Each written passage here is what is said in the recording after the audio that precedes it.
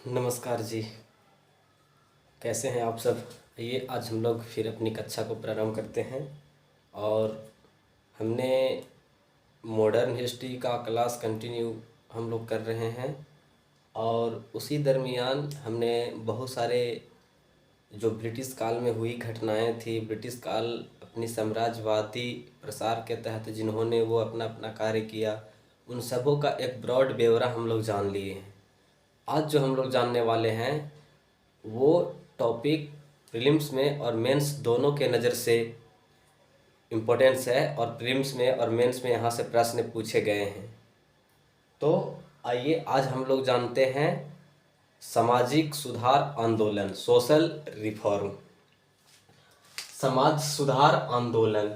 अब ये social reform में हम लोग जो जानते हैं, हर क्लास में जो हमारी रणनीति रहा है पढ़ाई करने का, वो रणनीति इसी तरह से रहा है और उसी प्रकार आज हम लोग अपनी कक्षा को प्रारंभ करेंगे। तो देखिए, सुधार, सामाजिक सुधार आंदोलन। सुधार के तहत हम लोग मात्र 5 बिंदु पर ध्यान केंद्रित करेंगे और 5 बिंदु के माध्यम से आपका इस टॉपिक पर एक ब्रॉड डायमेंशन और ब्रॉड समझ बन जाएगा। तो सबसे पहले समाज सुधार की अगर बात आती है तो उसका सबसे पहला पॉइंट ये निकल के आता है कि समाज सुधार करना क्यों चाहते थे। समाज में कोई कमियां विद्यमान रही होगी तो समाज की समस्याएं, इसके बारे में जानेंगे। सुधार के प्रेरक, वो कौन कौन से प्रेरक तत्व थे। प्रेरक मतलब वो कौन सी प्रेरणा मिली जिसके तहत लोग सुधार की ओर मुड़े। तो सुधार की प्रेरक। आगे जानेंगे प्रमुख सुधारक, जो प्रोमिनेंट रिफॉर्मर आए हैं, जो प्रोमिनेंट सुधारक आया है, उनके बारे में विशेष तौर पर जानेंगे और उसमें सभी को हम लोग जानने का प्रयास करेंगे। आगे देखिए, ब्रिटिश गवर्नमेंट सुधार कार्य। ब्रिटिश गवर्नमेंट सुधार कार्य, ब्रिटिश गवर्नमेंट के द्वारा क्या क्या रिफॉर्म किया गया, इसके बारे में जानेंगे। फिर जानेंगे कि उसका स्वरूप क्या था और प्रभाव क्या पड़ा। क्या स्वरूप के तहत भारतीय सोशल रिफॉर्म किए गए और उसका प्रभाव क्या पड़ा फिर भारतीय समाज पर, इन सब चीज़ों के बारे में विस्तार से जानेंगे। तो आइए सबसे पहला पॉइंट जानते हैं। पहला पॉइंट में देखिए, समाज की समस्याएं क्या थी। 19वीं सदी और 18वीं सदी की बात हम लोग कर रहे हैं। 18वीं और 19वीं सदी के अंत और प्रारंभ तक देखिएगा तो आपको इस बात का पूर्ण दृष्टिगोत नज़र आएगा कि समाज में जाति भेद, लिंग भेद, धार्मिक टकराव, धार्मिक भेद और अन्य प्रकार के अलगाव टकराव आते रहते हैं और उन सब के कारण समाज में एक व्याप्त बुराइयां विद्यमान थी। एक समाज, एक विशेष जाति किसी दूसरे विशेष जाति को बहुत ही हीन भावना से, हीन दृष्टि से देखने का प्रयास कर रहा है। लेकिन उस समय के जो सोशल रिफॉर्मर हैं, उन सोशल रिफॉर्मरों का क्या नज़रिया है इन सब बिंदुओं के प्रति, उन सब को हम लोग जानने का प्रयास करेंगे। तो जाति भेद था, लिंग भेद था, धार्मिक भेद था, अलगाववाद का भी टकराव था। जाति भेद में देखिए तो उस समय का निम्न उच्च, निम्न वर्ग उच्च वर्ग, इस तरह में समाज बटा हुआ था। उसी के दरमियान देखिएगा कि लिंग भेद, मेल फीमेल डोमिनेंस का भेद था। उसी की तरह देखिएगा कि धार्मिक भेद था। धार्मिक भेद में विशेष तौर पर देखिएगा कि हिंदुओं में जो बुराइयां थी, उन सब बुराइयों पर विशेष रूप से सुधार करने का प्रयास किया गया।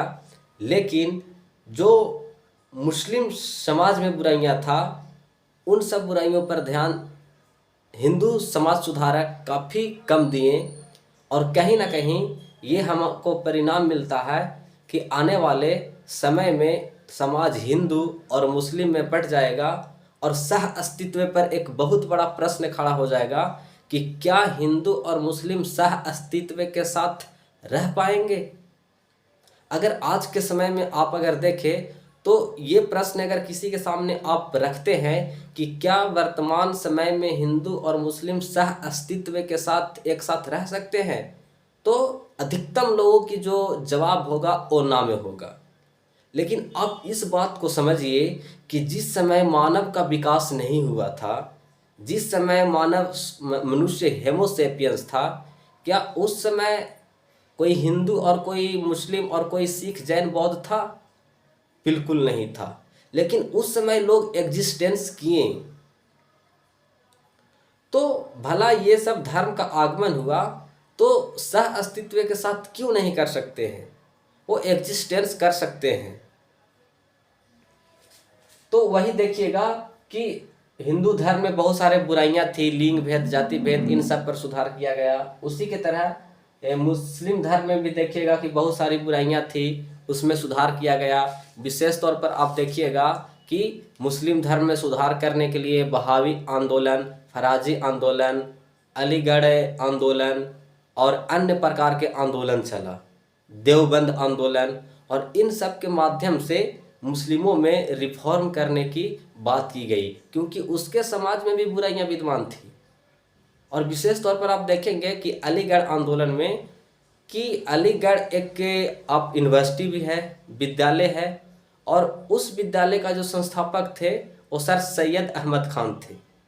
लेकिन ये अपने विद्यार्थियों को एक विशेष प्रकार का ज्ञान दिया कि आप भारत में हो तो भारत के बहुसंख्यक समाज हिंदुओं से कोई पॉलिटिकली अलायंस नहीं कीजिएगा।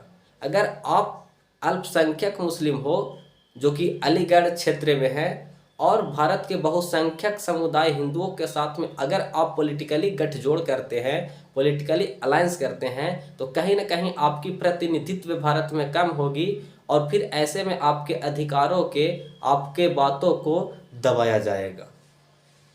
तो इस तरह से सर सैयद अहमद खान का एक अलग विचार है जो भारत में वो मुस्लिमों में देने का प्रयास कर रहे हैं। तो ये आंदोलन था जो चलाया। फिर आगे देखिएगा कि धर्म के नाम पर लोगों में अलग अलग टकराव है, जातियों के नाम पर अलग अलग अलगाववाद है। तो इस तरह से विचार रहा। अब सुधार के प्रेरक देखिए, तो सुधार के प्रेरक में आप देखेंगे तो आपका ये दृष्टिगोत होगा कि इसमें दो तरह के सुधार का प्रेरक है। अगर भारतीय समाज में सुधार करना है तो यह दो तरह से प्रेरक बनता है। एक प्रेरक है जो कहता है कि पूर्व के शिक्षाओं पर चलते आकर, पूर्व के शिक्षाओं पर, आप इसको इस तरह से समझिए कि सुधार करना चाहते हैं लोग, लेकिन सुधार करने का स्ट्रेटजी क्या रहेगा? तो सुधार करने का जो स्ट्रेटजी लोग हैं, जो भारत में वो चाह रहे हैं कि मैं सुधार करूं, तो भारतीय समाज में सुधार करने के लिए दो तरह के रास्ते अपना रहे हैं, एक पूर्व का और एक पश्चिम का। कुछ लोग कहते हैं कि पूर्व की शिक्षाओं पर चलकर ही भारतीय समाज सुधार को आधुनिक और मानवीयता बनाया जाएगा, जिसमें विशेष तौर पर बल देते हैं कि वेद, कुरान आदि के माध्यम से। और जो पश्चिम जगत के लोग हैं, जो पूर्व जगत के लोग हैं, विशेष तौर पर ब्रिटिश, वो कहते हैं कि भारत यूरोप में मानवता का स्वर उठा है, मानवता का प्रकोप उठा है, हम मानवीय हैं, तो ऐसे में वेस्टर्न एजुकेशन के माध्यम से ही भारतीयों को मानवीय और आधुनिक और मॉडर्न बनाया जाएगा। तो ये दो तरह के प्रेरक है जो अपना अपना इंटरप्रिटेशन रखते हैं। हालांकि इसके बारे में हम लोग आगे जानेंगे। प्रमुख सुधारक के तौर पर अगर देखें तो प्रमुख सुधारक के तौर पर अगर देखें तो ये भारत में अलग अलग क्षेत्रों में अलग अलग कार्य कर रहे हैं। और बंगाल में देखें विशेष तौर पर, उस समय बंगाल एक बहुत ज़्यादा पॉपुलर स्टेट था और ब्रिटिशर्सों के लिए भी एक गढ़ था और सुधारकों के लिए भी एक बहुत प्रोमिनेंट क्षेत्र था। तो बंगाल को अगर देखें तो बंगाल में एक व्यक्ति आए हैं, हेनरी विवियन डिरीजियो। इन्होंने यंग बंगाल का स्थापना किया और उसके माध्यम से भारत के अनेक क्षेत्रों में घूम घूम कर इस बात का प्रसार करना शुरू कर दिया कि जो प्राचीन काल से चले आ रहे रीति रिवाज, परंपरा आदि मूल्य है, उसमें कहीं ना कहीं जो नकारात्मक बातें हैं जो हमारा समाज को प्रभावित करता है, उन सब चीज़ों को रोक लगाना चाहिए। तो ये हेनरी विवियन डिरीजियो है। आगे देखिएगा कि बंगाल में ही एक बहुत प्रोमिनेंट व्यक्ति आते हैं, राजा राम मोहन राय। राजा राम मोहन राय के बारे में आगे जानेंगे। फिर एक है रामकृष्ण परमहंस, अगला है स्वामी विवेकानंद। इस तरह के जो सुधारक हैं ये बंगाल के हैं। तो ऐसे में आपको पीटी में यहीं से प्रश्न पूछ लिया जाएगा कि कौन सा सुधारक कौन से क्षेत्र से संबंधित है, तो क्षेत्र भी आप याद रखिएगा। वहीं महाराष्ट्र में देखिएगा तो गोपाल हरि देशमुख हैं, आगे पूना सार्वजनिक संस्था के कुछ लोग हैं, फिर नेशनल सोशल कॉन्फ्रेंस के लोग हैं, और फिर जाति आधारित आंदोलन जिसमें महार जाति के ऊपर ज़्यादा बलपूर्वक भेद करना हेतु सामने आते हैं गोपाल बाबा बलंकर और ज्योतिबा फूले। तो अब इन सब चीज़ों को अभी मैं डीपली में ले जाकर समझाऊंगा। अब हम लोग प्रारंभ करते हैं समझना बंगाल में राजा राम मोहन राय से। राजा राम मोहन राय पश्चिमी शिक्षा और पूर्व शिक्षा दोनों से अवगत हैं। ये दोनों शिक्षाओं में बैलेंस बनाकर जो राजा राम मोहन राय का उद्देश्य है वो उद्देश्य ये है कि हम भारत के आधुनिक मानवीय और भेदभावकारी नीतियों को खत्म तभी कर सकते हैं जब हम पश्चिमी शिक्षा और पूर्व की शिक्षा दोनों में संयोग स्थापित करेंगे, यानी दोनों शिक्षाओं के माध्यम से ही, यानी ये मोटा मोटी देखिए तो बीच का रास्ता तलाश रहे हैं। इसलिए राजा राम मोहन राय को आप देखिएगा तो आधुनिक भारत का पिता कहा जाता है, समाज सुधार आंदोलन का पिता कहा जाता है। तो इनका जो विचार है वो ऐसा नहीं है कि एक तरफा बहाव हो रहा है, ये सभी चीज़ों पर बैलेंस बनाने का काम कर रहे हैं। तो आप इन सब चीज़ों को राजा राम मोहन राय के बारे में विशेष तौर पर जानेंगे। अगला रामकृष्ण परमहंस, इनका भी बहुत बड़ा योगदान रहा है। विवेकानंद जी है, इन सब चीज़ों के बारे में हम लोग विशेष तौर पर जानेंगे। अब जब बात आता है कि पश्चिमी शिक्षा, तो पश्चिमी शिक्षा जो है उसका विषय वस्तु क्या होगा, तो इंग्लिश भाषा होगा। अब इंग्लिश भाषा होगा तो पढ़ाने वाले जो लोग होंगे उस टीचर का कंफर्टेबल भी तो इंग्लिश में होना चाहिए। और ब्रिटिश गवर्नमेंट कह रही है कि हम भारतीयों को, मुट्ठी भर भारतीयों को ही इंग्लिश एजुकेशन देंगे। तो कहीं ना कहीं ये भारतीयों को सिर्फ और सिर्फ एक अलग वस्तु का बाजार बनाना चाहती है ब्रिटिश गवर्नमेंट। तो इन सब चीज़ों को हमने समझ लिया है। आगे देखते हैं कि समाज की समस्या, सुधार का प्रेरक, प्रमुख सुधारक। सुधारक में विशेष तौर पर किसको देखना है, राजा राम मोहन राय को देखना है। एक बात और जानिए राजा राम मोहन राय के बारे में कि जब सती प्रथा का उन्मूलन हुआ तो सती प्रथा उन्मूलन कराने में राजा राम मोहन राय का बहुत बड़ा योगदान था। और यही सती प्रथा उन्मूलन में जब राजा राम मोहन राय अपना योगदान दिए तो सती प्रथा के माध्यम से जो सोशल रिफॉर्म हो रहे हैं, तो उस समय के कुछ भारतीय हैं, उन भारतीयों में मुट्ठी भर ऐसे लोग हैं जिन लोगों को इस बात का ज्ञान है कि सुधार होना चाहिए। और बहुत सारे बहुसंख्यक समाज है भारत का जिसका मनोवृत्ति में ये बैठा हुआ है कि हमारे रीति रिवाज परंपरा में अगर छेड़छाड़ होगा तो हम पुनः बर्दाश्त नहीं करेंगे। और फाइनली आप यदि देखिएगा कि 1857 का जब रिवॉल्ट हुआ और उस रिवॉल्ट का होने के कारण तलाशने के लिए जब सभी ब्रिटिश गवर्नमेंट एक जगह पर बैठी तो उन्होंने इस बात को ध्यान केंद्रित किया कि इनकी आंतरिक हस्तक्षेप करना, सोशल रिफॉर्म में हस्तक्षेप करना ही आंदोलन का एक प्रमुख कारण था। इसलिए आगे चल के देखिएगा तो ब्रिटिश लोग सुधार बहुत कम करेंगे। मात्र 1891 में देखिएगा तो 1857 के बाद जो समाज सुधार है वो बहुत कम करेंगे ब्रिटिश लोग। और सिर्फ एक सुधार किए हैं उन सब के कालों में कि 1891 में एज ऑफ कंसेंट बिल लाया गया और उसमें यह प्रावधान डाल दिया गया कि 12 वर्ष के कम कन्याओं को यानी स्त्रियों को अगर शादी करते हैं तो कानूनन जुर्म होगा और हम आप पर कार्रवाई कर सकते हैं। उसी के विरोध में एक व्यक्ति हैं तिलक जी। तिलक 2 प्रकाशन निकालते थे, एक बंगाल एक सॉरी तिलक जी जो थे दो तरह के पत्रिका निकालते थे।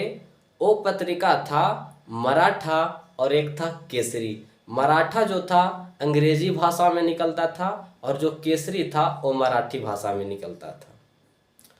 और उसमें एज ऑफ कंसेंट बिल का आर्टिकल आया और उसी आर्टिकल को लिखते हुए तिलक जी का एक टाइपराइटर था, ट्रांसलेटर था, एडिटर था, अग्रकर नाम था उसका। अग्रकर ने एज ऑफ कंसेंट बिल को बहुत अच्छा बताया। जब वो प्रकाशन में आया तो जो बाल गंगाधर तिलक थे उस बात पर बहुत विचार नकारात्मक रूप से स्पष्ट किए कि हमारे पत्रिका में अंग्रेजों को बात को एज ऑफ कंसेंट बिल को हम तो समर्थन कर ही नहीं सकते हैं। जब एज ऑफ कंसेंट बिल का समर्थन नहीं कर रहे हैं बाल गंगाधर तिलक, तो आप ये मत समझिए कि बाल गंगाधर तिलक कम उम्र के बच्चियों को शादी हेतु समर्थन करते थे। वो बिल्कुल इसका विरोध करते थे।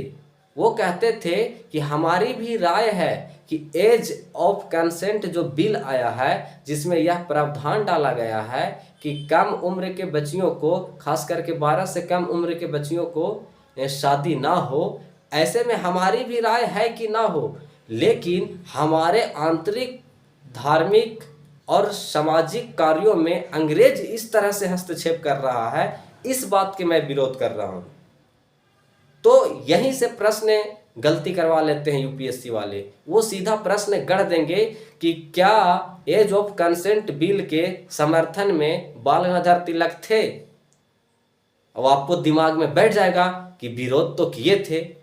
यदि विरोध किए थे का मतलब समर्थन किए थे, आप मार दीजिएगा, ऐसे में गलत हो जाएगा। तो प्रश्न का प्रवृत्ति समझिए कि यूपीएससी वाले प्रश्न कैसे गढ़ सकते हैं। तो आपको यहाँ पे समझ में आ गया। आई रिपीट, मैं इसे फिर से बताता हूँ। एज ऑफ कंसेंट बिल 1891 में ब्रिटिश गवर्नमेंट पारित किया और उसमें यह प्रावधान डाल दिया कि 12 वर्ष से कम उम्र के कन्याओं को, स्त्रियों को शादी नहीं होगा। इसी का विरोध करते हुए राजा बाल गंगाधर तिलक ने अपने प्रकाशन में एक लाइन लिखा कि हम इसके समर्थन में नहीं हैं। तो क्या तिलक जी समर्थन करना चाहते थे एज ऑफ कंसेंट बिल को कि कम उम्र के बच्चियां को शादी हो? तो ऐसा भी नहीं है।